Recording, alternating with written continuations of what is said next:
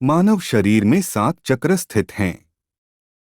इन चक्रों में जिन देवी देवता का निवास होता है वो इस प्रकार हैं। एक मूलाधार चक्र, इसी चक्र पर शरीर आधारित और बैठने पर पृथ्वी के संपर्क में रहता है।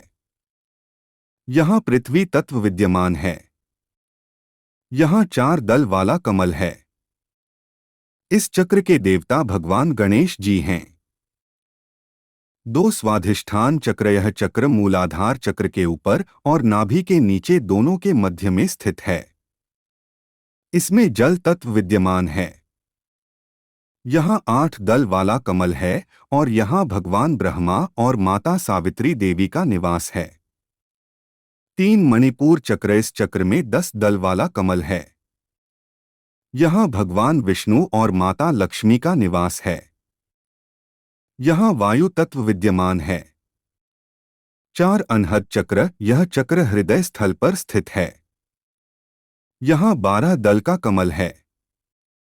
यहाँ भगवान शिव और माता पार्वती का वास है। यहाँ अग्नि तत्व स्थित है। 5 विशुद्धि चक्र, यह कंठ में स्थित है। यहाँ 16 दल वाला कमल है। इस चक्र पर माता आदिशक्ति का वास है। 6 आज्ञा चक्र, यह मस्तक में दोनों भ्रिकुटियों के मध्य तिलक बिंदु पर स्थित है। यहाँ 2 दल वाला कमल स्थित है। यहाँ जागृत अवस्था में अपनी आत्मा यहीं स्थित रहती है। 7 सहस्रार चक्र, यह चक्र सिर में शिखा बंधन वाले स्थल पर स्थित है। यहाँ सहस्र दल अर्थात 1000 दल वाला कमल स्थित है। यह चक्र परमात्मा का वास होता है। कुंडलिनी जागरण क्या होता है? सुषुप्त कुंडलिनी को जागृत कर सभी चक्रों को भेदते हुए सहस्रार चक्र, जिसे शिव चेतना या परमात्मा का स्थान माना गया है, में स्थित होने को ही कुंडलिनी का पूर्ण जागरण या जीवात्मा और परमात्मा का मिलन या चेतना और पदार्थ का मिलन कहते हैं। यहाँ योगी परम गति को प्राप्त करता है। योग सिद्धांत के अनुसार प्रत्येक मनुष्य के मेरुदंड के नीचे एक ऊर्जा संग्रहित होती है, जिसके जागृत होने पर आत्मज्ञान की प्राप्ति होती है। दिव्यांशु पाठक के अनुसार कुंडलिनी महाशक्ति दिव्य ऋतंभरा प्रज्ञा प्रदान करती है, साथ ही यह योगियों के लिए आदिशक्ति है। इसका जिक्र उपनिषदों और शाक्त विचारधारा के अंदर कई बार आया है। कुंडलिनी का अर्थ क्या है? कुंडलिनी शब्द संस्कृत के कुंडल शब्द से बना है, जिसका अर्थ होता है घुमावदार। मान्यता है कि कुंडलिनी शक्ति प्रत्येक व्यक्ति के मूलाधार चक्र में सर्प के समान कुंडली मारकर सोई रहती है, जिसे हठ योग।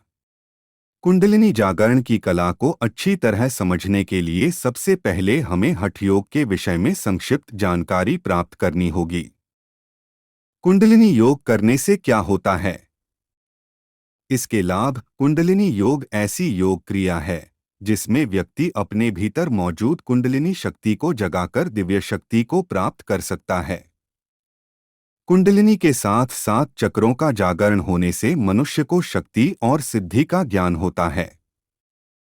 वह भूत और भविष्य का जानकार बन जाता है। कुंडलिनी जागने पर पहली अनुभूति ऐसी होती है, फिर वह कुंडलिनी तेजी से ऊपर उठती है और किसी एक चक्र पर जाकर रुकती है, उसके बाद फिर ऊपर उठने लग जाती है।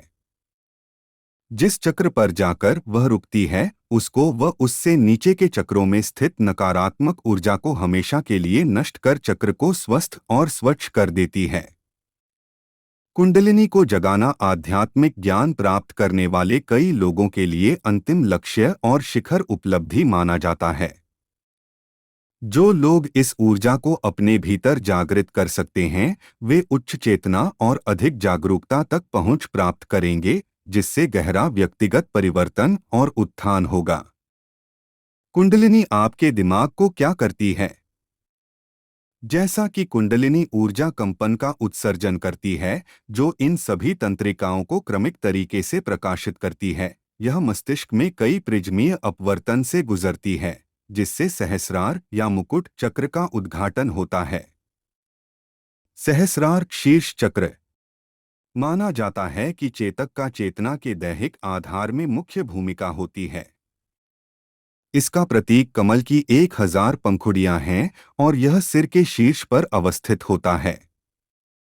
सहस्रार बैंगनी रंग का प्रतिनिधित्व करती है और यह आंतरिक बुद्धि और दैहिक मृत्यु से जुड़ी होती है। कुंडलिनी जागृत करने में कितना समय लगता है? इसे सुबह 3 बार और शाम को 3 बार करना है। फिर धीरे धीरे अपनी क्षमता के मुताबिक इस समय को बढ़ाना है। जितना ध्यान एकाग्र होगा, कुंडलिनी उतनी जल्दी जागेगी। प्राण शक्ति के मूलाधार चक्र से सहस्रार चक्र तक चलने को शक्ति चालना कहते हैं। शरीर में 8 चक्र कौन कौन से हैं? 8 चक्रों का वर्णन। 1 मूलाधार चक्र, 2 स्वाधिष्ठान चक्र, 3 मणिपुर चक्र, 4 अनाहत चक्र, 5 विशुद्धि चक्र, 6 आज्ञा चक्र, 7 मनश्चक्र बिंदु या ललना चक्र, 8 सहस्रार चक्र।